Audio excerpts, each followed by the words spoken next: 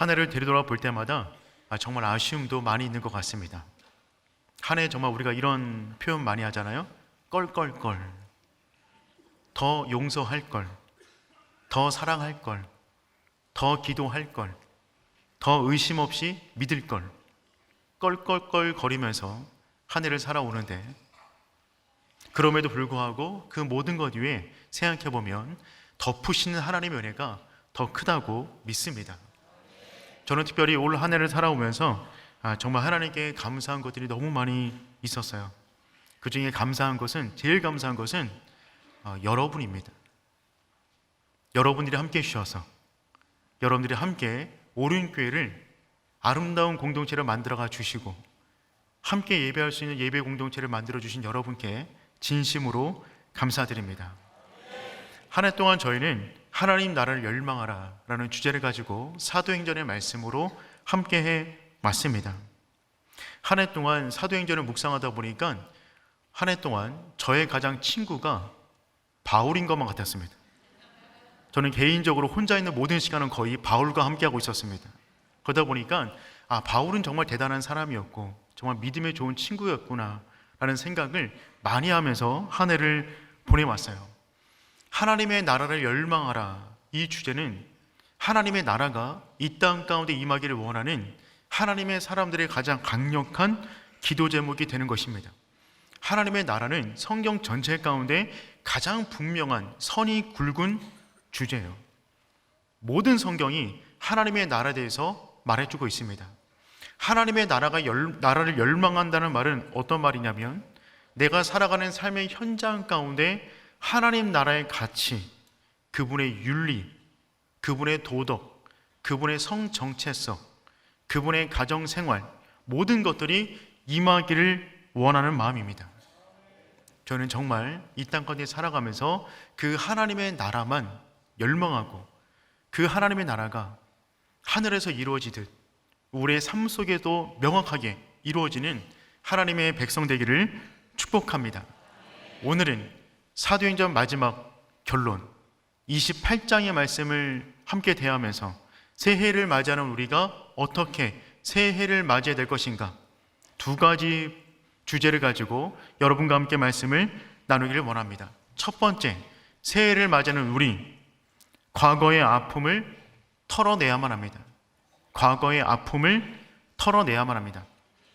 바울은 유라굴로 광풍을 맞아서 구원의 여망마저 없었는데, 그 모든 사람들은 정말 여호와의 사자가 바울에게 말씀하신 것처럼 배만 파손되고 276명 전원이 구원받게 되었습니다. 그리고 한 섬에 걸려서 헤엄쳐 나와서 전부 다 구조를 받게 돼요.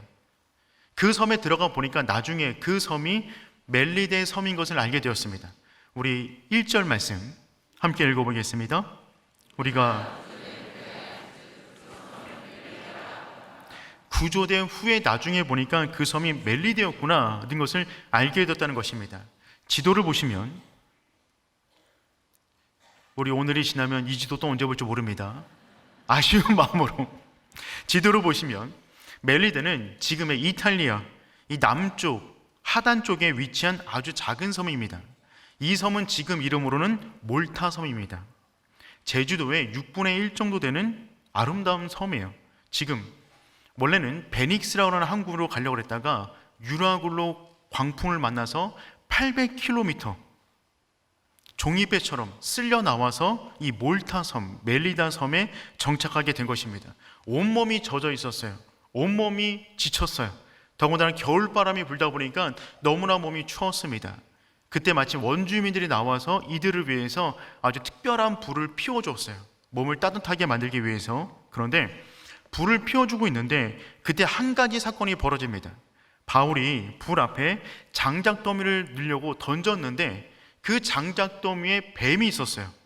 근데 뱀이 불 속에 들어가니까 너무 뜨거워서 뛰쳐나왔는데 바울의 손을 물어버린 것입니다. 이때 원주민들은 뱀에게 물린 바울을 보고 속으로 이렇게 생각합니다. 우리 4절 말씀 읽어보도록 하겠습니다. 원주민들이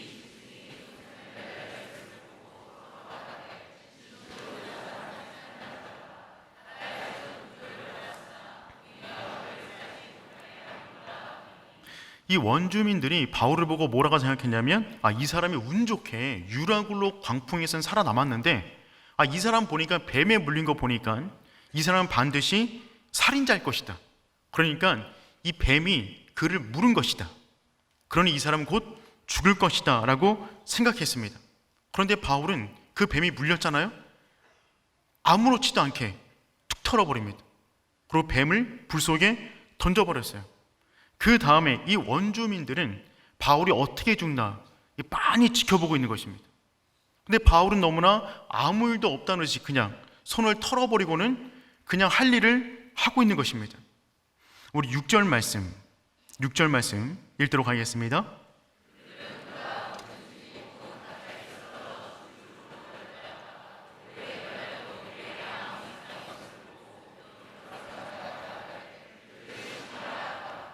여러분, 그렇죠? 그들은 바울이 어떻게 죽나 오랫동안 기다렸어요. 오랫동안 지켜봤어요. 그런데 바울은 죽는 것이 아니라 너무나 멀쩡했습니다. 여러분, 그렇습니다. 우리가 믿음으로 살아갈 때 사람들은 우리가 어떻게 되나 주목하여 쳐다봅니다. 저렇게 믿음을 가지고 살아간다고 하는데, 복음 때문에 여기까지 왔다고 하는데 저들이 어떻게 될 것인가, 세상은 우리를 주목하여 본다는 것입니다. 그런데 바울은 그때 아무 일도 일어나지 않자 원주민들이 뭐라 그러냐면, 이 사람은 살인자가 아니라 신이다 라고 갑자기 외치기 시작했어요. 바울은 살면서 몇 번 신이다 라고 하는 얘기를 들었거든요. 그 느낌이 어떤 느낌인지 잘 모르겠습니다. 바울은 살면서 이 사람은 신이다 라고 하는 평가를 몇 번 들었습니다. 근데 여러분, 이게 세상의 평가는 이런 모습과 같은 것 같아요. 세상은 우리를 잘 모릅니다. 그래서 그냥 보이는 대로 평가하는 거예요. 유라고로를 뚫고 안 찾겠더니만 정말 운 좋은 사람이네, 하늘이 돕는 사람이네, 불을 쬐다가 뱀에 물리면 살인자네, 아무 일도 없으면 신이다 라고 외치는 것입니다. 그런데 바울은 그와 같은 세상의 말에 대해서 마음을 쓰지 않습니다. 그냥 그들이 뭐라고 말하든지 간에 아무 일도 없다든지 툭툭 털어버리고 자기가 할 일만 하는 것입니다. 여러분, 바울은 루스드라에서도 신이다 라고 하는 이야기를 들었어요. 루스드라에 들어가서 나면서부터 걷지 못한 사람을 고쳐주었더니만 사람들이 이 사람은 제우스와 헤르메스가 이 땅에 나타났다, 신이다 라고 외쳤습니다. 그때 바울이 우리는 신이 아니다, 너희와 같은 사람이다 라고 그들을 뜯어 말립니다. 근데 그 이후에 바울을 누군가가 모함하자 바울에게 돌을 던져버립니다. 조금 전까지 신이다 라고 외쳤지만 자기가 신이 아니다 라고 말했더니만 돌을 던져서 바울은 거의 죽었어요. 그래서 바울이 죽은 줄 알고 성 밖으로 던져버렸습니다. 그런데 바울은 그날도 벌떡 일어나서 아무 일도 없다는 듯이 옷을 털어버리고 다시 루스드라 안으로 들어가 복음을 전한 다음에 다음날 더베로 떠납니다. 바울의 반응은 항상 똑같아요. 사람들이 신이다, 살인자다, 뭐라고 말하든지 간에 그 말에 휘둘리지 않습니다. 그냥 툭툭 털어버리고 자기가 해야 될 일들을 감당해 나가는 것입니다. 사랑하는 성도 여러분, 새해를 맞이한 우리가 첫 번째로 우리 마음 가운데 이 본문의 말씀을 대하면서 가져야 될 메시지는 무엇이냐면, 과거를 털어버리고 새해를 맞이하는 것입니다. 한 해 동안 믿음으로 살다 보니까 때로는 사람들에게 오해도 받았을 것입니다. 원치 않지만 상처도 받았을 것입니다. 때로는 상처도 나고 아픔도 겪었을 거예요. 하지만 여러분, 그 모든 것들을 털어버리고 새해를 맞이하는 것입니다. 새해를 맞이하는데 과거의 상처를 안고 새해로 넘어가면 새해를 살아가는 것이 아니라 묵은 해를 살아가는 것입니다.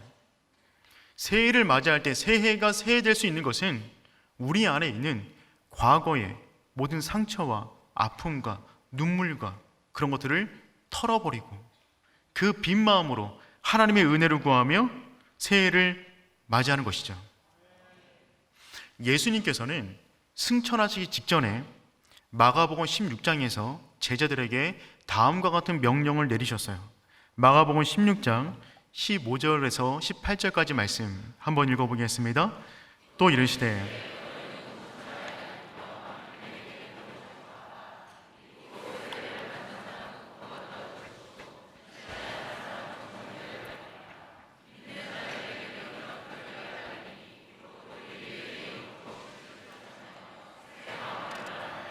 뱀을 집어 올리며 무슨 독을 마실지라도 해를 받지 아니하며 병든 사람에게 손을 얹은즉 나으리라 하시더라. 아멘.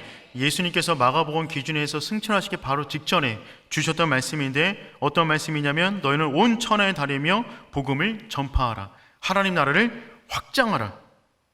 그 가운데 18절 말씀 보면 하나님 나라를 확장하다 보면 때로는 뱀을 집어 올리며 무슨 독을 마실지라도 해를 받지 아니하며 병든 사람에게 손을 얹은즉 나으리라 하셨습니다. 복음을 위해 살다 보면 때로는 독사를 만나기도 합니다. 그 독사에 물리기도 한다는 것입니다. 원치 않았지만 여러 가지 많은 상처를 받을 수도 있습니다. 하지만 바울 역시 지금 이 말씀 그대로 그의 인생 건데 벌어진 거예요. 독사에 물렸어요. 그런데 그냥 털어버립니다.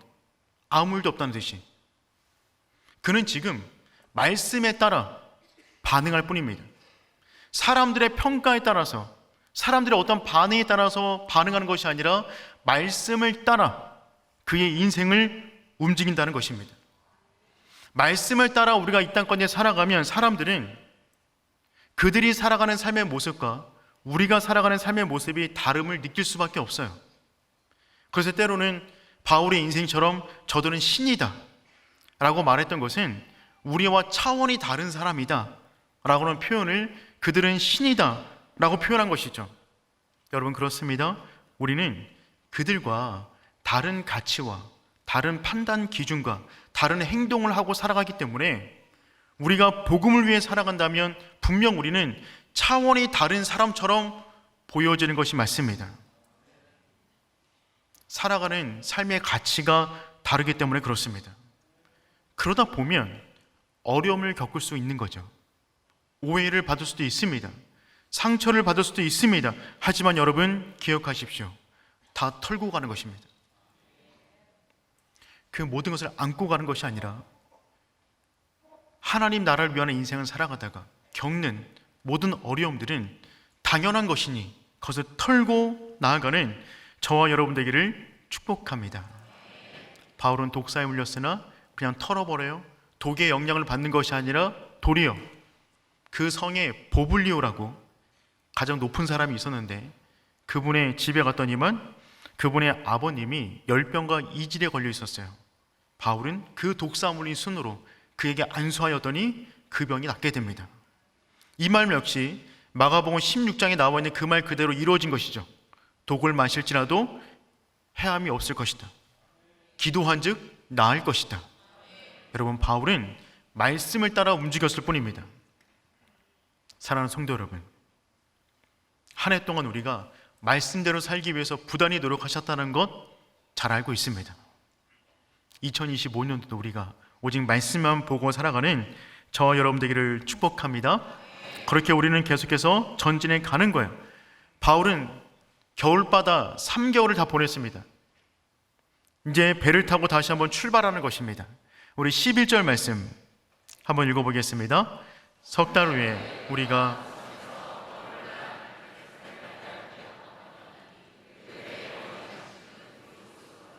석 달 후에 원래는 베닉스라는 곳에서 석 달을 보내기로 갔다가 밀려와서 지금 이 섬에서 석 달을 보낸 것입니다. 겨울을 다 보낸 후에 이제 다시 한번 배를 타고 로마로 가기 위해서 출발하는 것입니다. 그런데 그 배의 이름이 알렉산드리아 배다라고 표현하고 있어요. 여러분 이들이 지금 이 멜리데 섬까지 왔을 때 타고 왔던 배 이름이 뭔지 혹시 기억하세요? 그저께 나눴던 말씀인데 똑같아요. 이름이 알렉산드리아. 똑같은 배 이름입니다. 두 번째 갈아탔던 배가 알렉산드리아 배인데 지금 똑같은 배를 갖고 이름을 갖고 있는 그 배에 올라탄 거예요. 같은 배가 아니라 이름만 같은 겁니다. 그래서 다른 배다라는 표식을 남기기 위해서 그 배 앞에 있는 머리장식을 기록해 놓았어요. 그 머리장식이 뭐냐면 디오스구로라라고 표현해 놓은 것입니다. 배 앞에 어떤 문양이 하나 들어간 것입니다. 여러분 이 머리 문양 디오스구라 이것이 무엇이냐면 이 배는 이 문양은 이 배의 수호신이었어요. 당시 사람들은 항해를 할 때 이 배에 엔진이 없잖아요. 그래서 오직 바람을 타고만 가야 하기 때문에 자신의 통제권 밖에 있는 것들은 수호신이 지켜준다고 믿었습니다. 그래서 이 배의 수호신이 바로 디오스구로였어요. 디오스구로가 지키는 배 알렉산드리아, 이렇게 되는 것입니다. 지금 그 배를 타고 로마로 가기 위한 배에 올라탄 것입니다. 그런데 이 디오스구로가 뭐냐면 제우스의 쌍둥이 아들입니다. 쌍둥이 아들 두 이름을 이렇게 붙여놓은 것인데 누구냐면 캐스터와 폴럭스예요. 근데 캐스터는 어떤 아들이냐면 바다를 관장하는, 항해의 안전을 지켜주는 신이 캐스터였고, 이 폴럭스는 뭐냐면 상업, 부를 보장해주는 신이 이 폴럭스였습니다. 이 쌍둥이를 부르는 말이 디오스구로가 되는 거죠.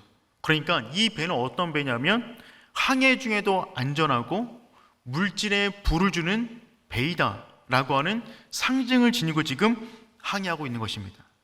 근데 여러분, 이 사도행전을 기록했던 누가는 왜 굳이 디오스구로, 이 문양을 새긴 배를 타고 갔더라 라고 하는 말을 남겨놓았을까요? 여러분, 어떻게 보면 이건 정말 블랙 코미디 같은 거예요. 여러분 생각해 보시길 바랍니다. 276명은 3개월 전에 유라굴로 광풍을 만났어요. 그 배 안전하다고 믿었는데 그 안전을 보장받지 못했습니다. 그 배 안에 모였던 무역품들을 전부 다 배 밖으로 던질 수밖에 없었어요. 그 배 안에서 그들은 그들의 안전도, 그들의 물질에 대한 보장도 그 누구에게도 의지할 수가 없었습니다. 그 모든 것들은 전부 다 바다 가운데 가라앉을 수밖에 없었어요. 근데 지금 동일한 이름의 배를 타는데 그 앞에 디오스구로라는 문양을 새겨 놓았다는 것이죠. 역설적이게도 지금 이 배에 타고 있는 모든 사람들, 그리고 이 모습을 바라보는 사람들에게 지금 성경은 도전하고 있는 것입니다. 너희들의 인생의 항해와 너희들의 인생의 모든 안전과 그 모든 불을 누가 책임지는가? 쌍둥이 아들들이 책임지는가? 아니면 하나님이 책임지는가? 적어도 그 배 안에 타고 있던 276명은 다 알고 있었을 것입니다. 비록 그 배 가운데 쌍둥이 아들들의 문양을 새겨 놓았지만 그들이 항해를 보장하는 것도 아니고 그들이 물질을 보장하는 것이 아닌 오직 하나님이 모든 것을 주관하신다는 것을 알고 있었을 것입니다. 여러분, 이들은 흔들리는 배 안에서 바울이 말한 그 음성을 들었어요. 하나님이 우리를 지킨다고 말씀해 주셨다. 나는 내게 말씀하신 그대로 되리라고 하나님을 믿노라. 그 풍랑 배 안에서 성만찬으로 그들의 배를 채웠어요. 예수님으로 그들의 영혼과 육체를 채웠던 것입니다. 그리고 그들은 그 힘을 가지고 헤엄쳐서 지금 몰타섬까지 오게 된 것입니다. 그럼 여러분, 이 배 안에 있던 모든 사람들은 그 배 앞에 있는 문양을 믿는 것이 아니라 아마 남다른 인생, 이전과는 다른 인생을 살아갔을 것이라고 믿습니다. 사랑하는 성도 여러분, 그렇습니다. 세상이 말하는 것들, 그런 것들이 우리의 안전을 보장해 주지를 못합니다. 우리는 너무나 나약한 존재예요. 그냥 바람 한번 맞아도 넘어질 수밖에 없는 존재입니다. 오직 하나님께만 우리의 모든 인생을 맡길 뿐입니다. 여러분, 모든 것을 털어버리시고 우리의 인생을 책임지시는 그 하나님과 함께 새해를 맞이하는 하나님의 사람 되기를 축복합니다. 두 번째, 오늘 본문이 말해준 것은 무엇이냐면 담대하게 거침없이 하나님 나라를 전파하라는 것입니다. 여러분, 그렇게 바울은 드디어 로마 땅을 밟게 돼요. 사명의 땅, 꿈의 땅이었습니다. 14절 말씀 우리 함께 읽어보겠습니다. 거기서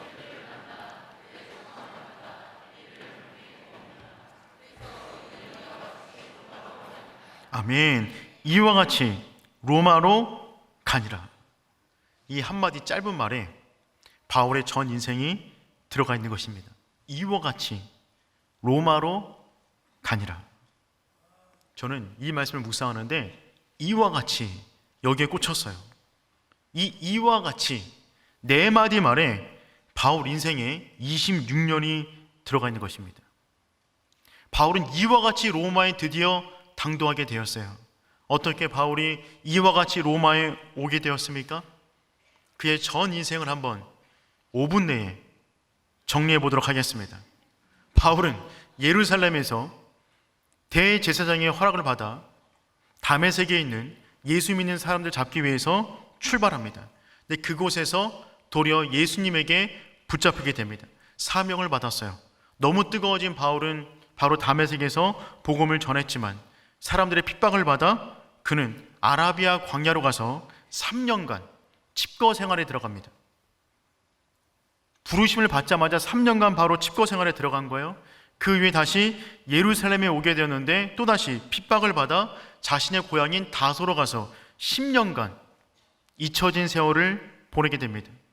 기독교 역사 가운데 잊혀질만 했을 때 바울이 바나바가 그를 찾아가 안디옥에 데리고 와서 1년간 안디옥에서 함께 동역하게 됩니다. 그 이후에 그는 세계 선교를 시작하게 되는 거죠. 그러니까 부름받은 이후에 세계 선교 1차 선교를 시작하기 전까지 14년을 쓴 거예요. 1차 선교를 시작합니다. 1차 선교는 약 2년이 걸렸어요. 처음에 수리아 안디옥을 출발하여 실루기아 구브로 섬에 바보로 가게 됩니다. 그 바보에서 바 예수와 영적 대결을 벌이게 되었어요. 그 다음에 버가로 갑니다. 버가에 갔더니만 같은 선교 팀원이었던 마가 요한이 도망을 쳤어요. 그 다음에 비시디아 안디옥에 가서 회당에서 복음을 전하다가 돌에 맞아 쫓겨날 뻔했습니다. 그 다음에 이고니온으로 갔어요. 거기서도 돌 맞을 뻔했어요. 루스드라로 도망갔어요. 루스드라에서는 실제로 돌을 맞아서 성 밖에 버려지게 되었습니다. 그 다음에 돌에 맞았음에도 불구하고 다음날 더베로 가서 복음을 전하고 그 다음에 1차로 왔던 곳을 역으로 돌아가서 안디옥으로 복귀하는 것으로 1차 선교는 마무리됩니다. 눈빛을 보아하니 처음 듣는 표정인 것 같다. 그럴 수 있다라고 생각이 들어집니다. 그렇게 1차 선교를 마무리 짓고 2차 선교를 시작하는데 2차 선교는 3년 동안 진행이 됩니다.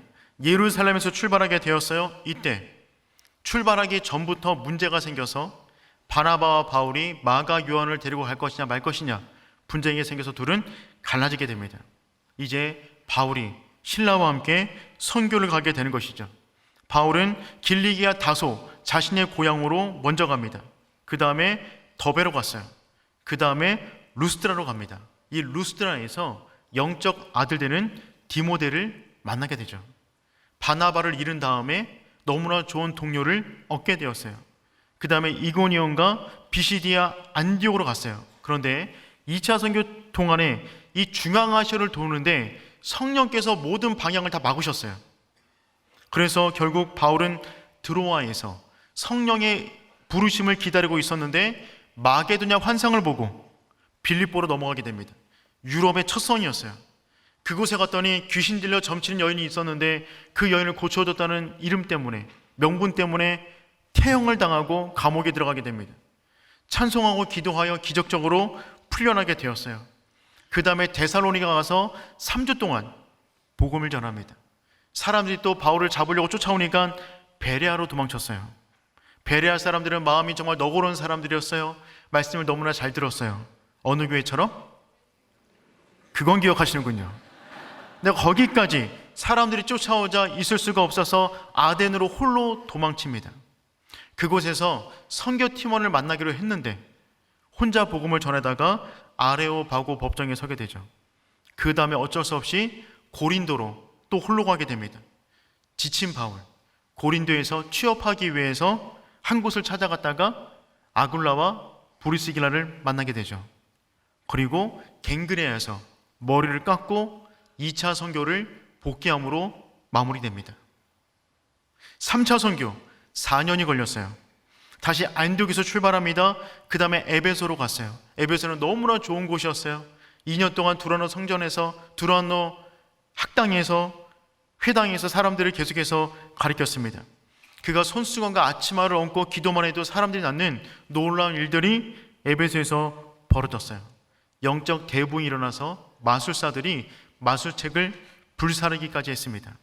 그 다음에 빌립보로 갔다가 헬라 지역 갔다가 두로아에 가서 마지막 설교했는데 설교 듣다가 청년이 떨어져 죽는 사건이 벌어지죠. 그 다음에 밀레도로 갔다가 에베소 장로들에게 고별 설교를 하게 됩니다. 그 이후에 두로, 돌레마이, 가이사를 거쳐서 예루살렘에 도착하는 것으로 3차 선교는 끝이 납니다. 예루살렘에 도착하자마자 그때부터 5번의 재판을 받게 됩니다.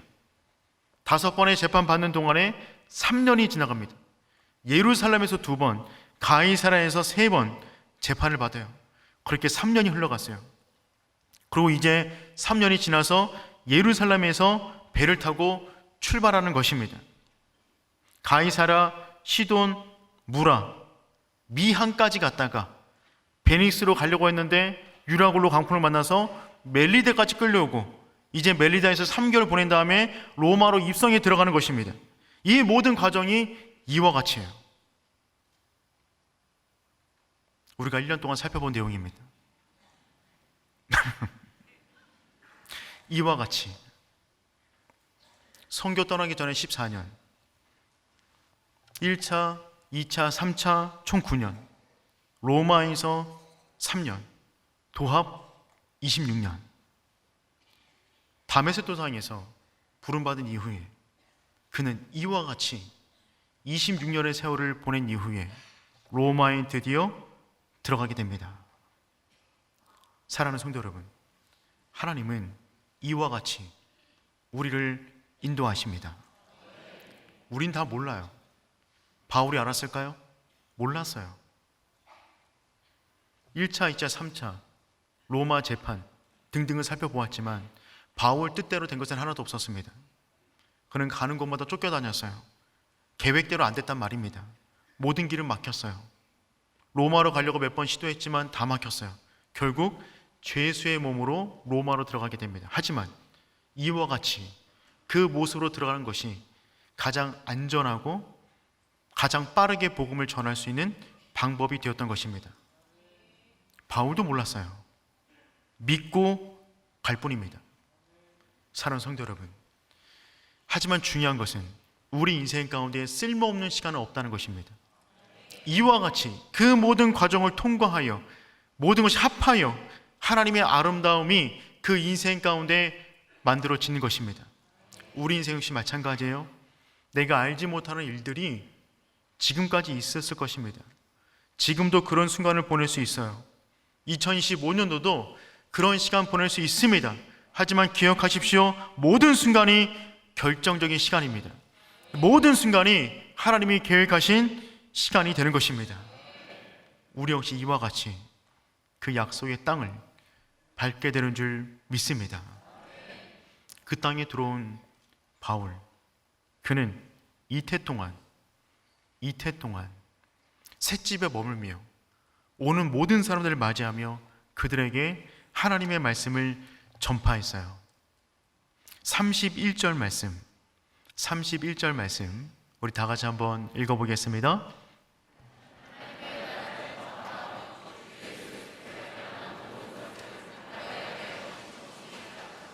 아멘.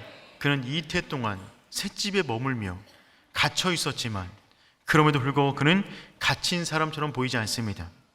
그는 하나님의 나라를 전파하며 주 예수 그리스도에 관한 모든 것을 담대하게 거침없이 가르치며 사도행전은 열린 결말로 끝이 나요. 결론이 어떻게 되는지 모릅니다. 이 구조 자체가 우리에게 주는 메시지가 있는 것이죠. 사도행전의 역사는 지금까지 끝나지 않았습니다. 지금까지 이어지고 있는 것입니다. 사도행전의 역사에 어떤 흐름 가운데 옳은 행전의 역사가 함께 가고 있는 거예요. 그 거대한 물줄기 가운데 우리 인생이 함께 가고 있는 것입니다.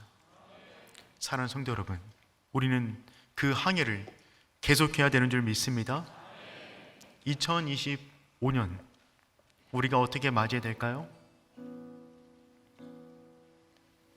떨궈 버릴 것은 털어버리는 것입니다. 그 상처, 아픔 안고 가지 마세요. 털어버리십시오.